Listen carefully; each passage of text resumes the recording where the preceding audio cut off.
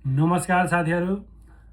म चाहिँ अहिले समसामयिक नेपालमा चुनावको बारेमा अब कसलाई भोट दिने त, कसलाई भोट दिएर चाहिँ देश चाहिँ विकासको पथमा जान्छ, कुन पार्टीलाई चुनावमा भोट दिएर चाहिँ देशले निकास पाउँछ भन्ने बारेमा आज तपाईँहरूलाई म केही भन्न चाहदैछु। 2/3 दिएर एउटा नयाँ पार्टी जो पनि हुनसक्छ, रासपा हुनसक्छ, कुलमानको पार्टी हुनसक्छ, हर्क साम्पाङको हुनसक्छ, उनीहरूलाई चाहिँ बहुमत दिएर देशको विकासलाई चाहिँ सहयोग पुर्याउनु पर्ने देखिन्छ।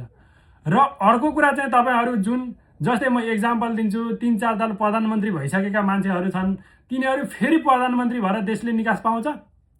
पाउँदैन। त्यही भएर तपाईँहरू राम्रा मान्छेलाई छनौट गर्नुहोस्। मेरो पार्टी हो, यो पार्टीले मलाई जागिर लगाइदियो, मेरो बुहारीले यो पार्टीको भन्छनले जागिर खाई भनेर भोट नहाल्नुहोस्। किनकि नेपालमा तपाईँको बुहारीले जागिर खाँदैमा 3 पुस्ता तपाईँले भोट बेच्दै हुनुहुन्छ।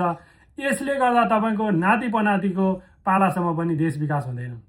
तपाईँलाई त जागिर खयो, अरू जनताहरूले त जागिर पाएन।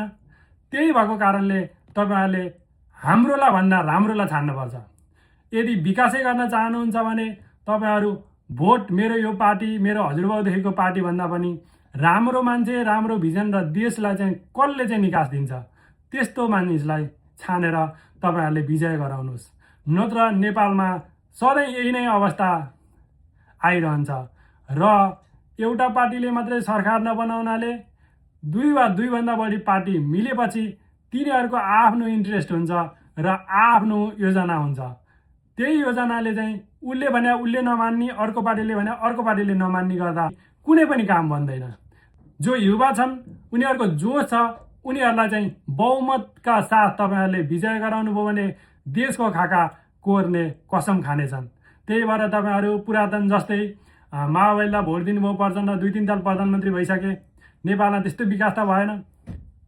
त्यही भएर तपाईँहरू अब माओवादीलाई भोट भन्दा पनि राम्रा मान्छेहरू जो युवा छन्, जो केही गर्न सक्छु भन्ने छ, उहाँलाई दिनुहोस् भोट।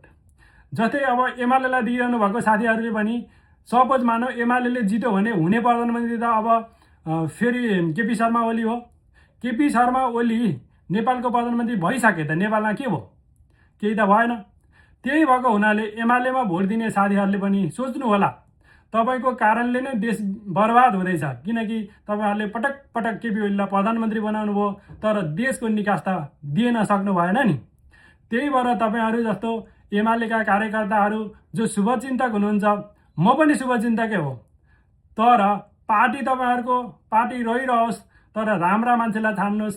हाम्रालाई भन्दै एमालेको झन्डा ओढेर यही पार्टीले मलाई जब लायो, यही पार्टीले मेरो बुहारीलाई जागिर खयो भन्दैमा सधैँ तपाईँहरूले भोट बेच्नुभयो भने आखिर देश यस्तै गरिब नै रहिरहन्छ। तपाईँ त मरेर जानु होला, तपाईँको 7 पुस्तासम्म पनि देशले दुःख पाइरहन्छ। अहिले चाहिँ नेपालको माहौल हेर्दा कुनै पनि पार्टीले चाहिँ बहुमत लिएर आउने अवस्था देखिँदैन। त्यही भएर युवाको ढुकढुकी भएको पार्टीहरू हामीले छान्न पर्ने देखिन्छ। जस्तै काङ्ग्रेसमा पनि अहिले त्यस्तो बहुमत लिएर आउला भन्ने अवस्था छैन। एमालेमा पनि अब विभिन्न सरकारमा प्रधानमन्त्री हुँदा केपी शर्मा ओलीले चाहिँ अब त्यत्रो घटना घटाए, अब त्यत्रो भयो हुनाले पार्टीहरूभित्र नै आन्तरिक कलह छ। त्यस कारणले उहाँले पनि बहुमत लिएर आउँदैनन्। त्यही भएको हुनाले अब चाहिँ बहुमत एउटै पार्टीलाई दिएर त्यही एउटै पार्टीले सरकार बनाएर त्यही एउटै पार्टीले देशलाई निकास दियो भने चाहिँ बल्ल देशको विकास हुन्छ। त्यही भएर नेपाली जनता हो, अबको चुनावमा एउटा पार्टीको राम्रा मान्छेलाई छानेर तपाईँहरूले भोट दिनुभयो भने बल्ल देशको विकास हुने देखिन्छ। जस्तै जापानमा हेर्न सक्नुहुन्छ, एलडीपी पार्टीको ताकाइची अहिले प्रधानमन्त्री छ। उहाँले पनि यस्तै नेपालकै जस्तो मध्यावधि गरेर उहाँको पार्टीले अहिले 2/3 लिएर आएको छ। त्यस्तै अवसर अहिले नेपालमा नै देखिन्छ। किनभने नेपालमा विकास गर्नको लागि अहिले 2/3 आवश्यकता छ भने जापानको कुरा गरौँ, यदि जापानमा पनि 2/3 नभएदेखि सरकार अस्थिर हुन्छ, नेपालको जस्तै हुन्छ। त्यही भएर नेपाली जनता र जापानी जनता कम्पेयर गरौँ। जापानी जनताले बुझिसके कि अब हामीले 2/3 दिएर कुनै पनि सरकारलाई 5 वर्ष वा त्योभन्दा बढी चाहिँ सरकार चलाउन दियो भने बल्ल केही विकास हुन्छ भनेर जापानी जनताले अहिले 2/3 दिएर ताकाइची चाहिँ ठुलो पार्टीको प्रधानमन्त्री बनेकी छन्। त्यसै गरी नेपालमा पनि अब कुनै पार्टीलाई अहिले माहौल हेर्दाखेरि जस्तै रासपाले चाहिँ बहुमत लिएर आउला जस्तो देखिन्छ। बहुमत मात्रै होइन के, 2/3 नै दिउँ, उसैलाई चाहिँ राम्रा राम्रा मान्छेलाई जिताउँ, सबै मन्त्रालयहरू उनीहरूलाई नै दिउँ, खबरदारी गरौँ, अनि त्यो पछाडि बल्ल विकासको ढोका खोल्छ। त्यही भएर हामी नेपाली जनताहरू, मेरो यो पार्टी छ, पार्टी ठिकै छ, आफ्नो पार्टी आफैसँग ल यो मेरो पार्टी हो भन्न सकिन्छ, तर पार्टी भन्दैमा देश विकास हुँदैन। त्यही भएर अब चाहिँ तपाईँहरूले आँखा खोल्ने बेला आएको छ। जस्तै मेरो एक्जाम्पल हेर्नुहोस्, म अहिलेसम्म कुनै पनि राजनीतिक दलको पार्टी सदस्य लिएको छैन, तर मैले 64 सालमा माओवादीलाई भोट हालेँ, फेरि 76मा काङ्ग्रेसलाई हालेँ। अब म यदि नेपालमा छैन, नेपालमा भयो भए अहिले रासपालाई हाल्थेँ, किनकि मलाई विकास चाहिएको छ। म आफ्नो करियर त आफै बनाउन सक्छु। मलाई अब कुनै पार्टीसँग मलाई केही सहयोग दिनु आवश्यक छैन, किनकि म आफै सक्षम छु। त्यो भएको हुनाले सबै नेपालीहरू आफै सक्षम बन्नुहोस्। कुनै पार्टीले केही दिलाएर म भोट हाल्छु, यो पार्टीले मलाई यो दियो भनेर 3 पुस्तासम्म त्यही पार्टीलाई भोट हाल्छु भन्ने चाहिँ तपाईँहरू मानसपटलबाट हटाउनुहोस्। नेपालमा चाहिँ अहिले पछिल्लो 20 वर्षदेखि देखिरहेको अवस्थामा चाहिँ राजनीतिलाई नै उनीहरूले पेसा बनाए। यसले पनि नेपाल विकास नहुनुमा ठुलो हात छ, किनकि उनीहरूले चुनावमा चाहिँ एकदम धेरै खर्च गर्छन् र त्यो खर्च चाहिँ आफ्नो कार्यकालमा उठाउँछन्। जस्तै कुनै मान्छेले चुनावमा करोडौँ खर्च गर्ने, त्यो खर्च त उठाउनु पर्यो। त्यो भएको हुनाले यो परिपाटी नि बन्द गर्नुपर्छ र राजनीतिलाई चाहिँ कसैले भर्ती केन्द्र बनाउनु भएन। जो मान्छेले सेवा गर्छु, नितान्त सेवाको लागि, जस्तै महावीर पुनले भनेका छन्, म राजनीति नेता बन्न आएको होइन, सेवा गर्न जान लागेको भनेका छन्, त्यस्तो हुनु पर्यो। सेवा हुनु पर्यो नि त, होइन म त्यहाँ गएर चाहिँ बिजनेस गरेर 80% कमाउँछु भने जस्तो राजनीतिमा गएर सभासद हुन्छु अनि म ठुल्ठुलो प्रोजेक्ट हात पार्छु भन्ने जस्तो अहिलेको परिपाटी नेपालमा विकास भइरहेछ। यसको अन्त्य गर्न पनि अब चाहिँ राम्रा मान्छेलाई चाहिँ 2/3 दिएर नेपाली जनताले चाहिँ नेपालको बाटो खोल्न पर्यो। त्यही भएर अब फेरि एमाले बहुमत ल्यायो भने केपी ओली त हामीले टेस्ट गरिसक्यौँ त। केपी शर्मा ओली प्रधानमन्त्री भयो भने नेपालले निकास पाउँछ? के पुष्पकमल दाहाल प्रचण्ड प्रधानमन्त्री भयो भने देशले निकास पाउँछ? पाउँदैन। त्यही भएर यो बेलामा नेपाली जनताले यही भोट हाल्ने बेलामा नै सोच विचार गरेर तपाईँहरूले आफ्नै पार्टी भन्दा पनि राम्रा मान्छेलाई हालेर अहिले चाहिँ देशलाई निकास दिनुपर्ने आवश्यकता देखिन्छ। ल अर्को तपाईँहरूले देख्नुहुन्छ, शेरबहादुरलाई त आफ्नै पार्टीहरूले प्रजातान्त्रिक अभ्यासबाट हटाए, तर नहटाएका मान्छे फेरि प्रधानमन्त्री भयो भने देशले निकास पाउँदैन भनेर थाहा पाउँदै झोले कार्यकर्ताहरूले फेरि भोट माग्दै हिँड्दाखेरि नैतिकता त रहन्छ नि त। त्यही भएर नेपाली जनताहरू त्यस्तो नैतिकता हराएका मान्छेहरू फेरि भोट माग्न आइरह्यो भने चुप लाग्नुहोस्।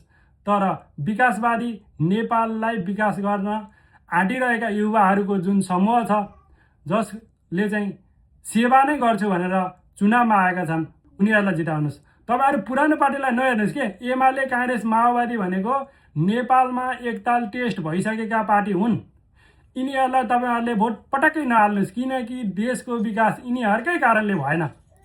अब फेरि तपाईँहरू यिनीहरूलाई नै हाल्नुहुन्छ भने यिनीहरूले फेरि खिचलो झिक्छन्, भ्रष्टाचार हुने यहीँबाट हो, सबै कुरा मौलाउने यिनीहरूकै कारणले हो।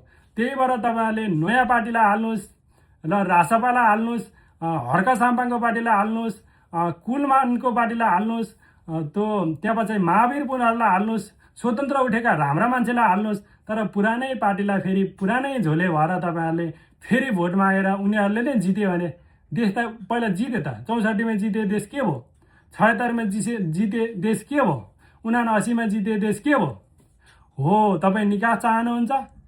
त्यो हो भने राम्रा पार्टीलाई हालेर बालेनलाई चाहिँ तपाईँले प्रधानमन्त्री बनाएर 2/3 दिएर देशको साँचो सुम्पिनु, 5 वर्ष मजाले ठोकेर देशको विकास गर्यो भने बल्ल भ्रष्टाचारको अन्त्य हुन्छ र अनि बल्ल विकासको मूल नेपालमा फुट्छ। एकैतालमा विकास हुनेवाला छैन। यदि तपाईँहरूले 5 वर्षमा भ्रष्टाचार मात्रै रोक्नलाई नेपालमा सहयोग गर्नुभयो भने 50% विकास सुरु हुन्छ बल्ल। 10 वर्षमा अलिकति विकास हुन्छ भने 20 वर्षमा विकसित मुलुकमा नेपाल चेन्ज हुन्छ। त्यही भएर नेपाली जनता हो, अहिले तपाईँहरूको हातमा छ देश।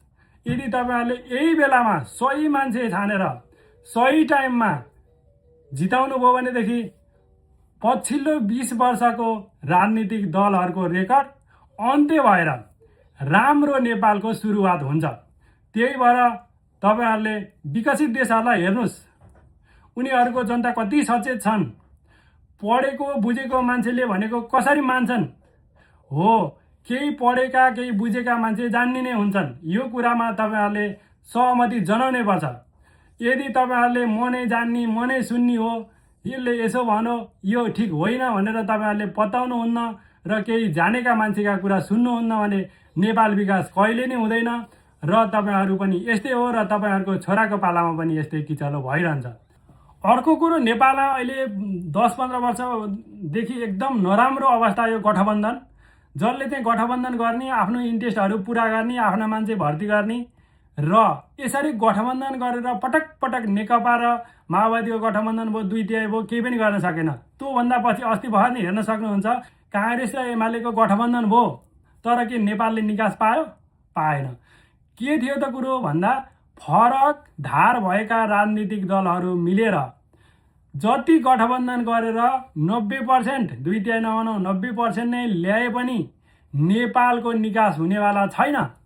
त्यही भएर नेपाली जनताहरू एउटा पार्टी जो सेवा गर्न आछ उहाँहरूलाई तपाईहरुले भोट दिनुस्। यो तपाईहरुको लास्ट अप्सन हो। यो बेलामा नि तपाईले यो मध्यावधि चुनावमा नि बुझ्नु भएन भने फेरि 5 वर्षपछि उनीहरू फेरि यसै गरी आउँछन्, तपाईहरुका बुहारीलाई छोरालाई छुस्स काम लगाइदिन्छन्, रोजगारी दिन्छन्, तपाईको भोट किनिरहन्छन् र उनीहरूले भ्रष्टाचार गरिरहन्छन्। त्यही भएर नेपाली जनताहरू हो, बेलैमा सचेत हौं र सहीलाई सही, गलतलाई गलत छुटाउन सिकौं, अनि मात्र देशको विकास हुन थाल्छ। अहिले तपाईहरुलाई मैले भनेका कुरा तीता लाग्न सक्छ, तर वास्तविक कुरा यही हो। हस् त, धन्यवाद।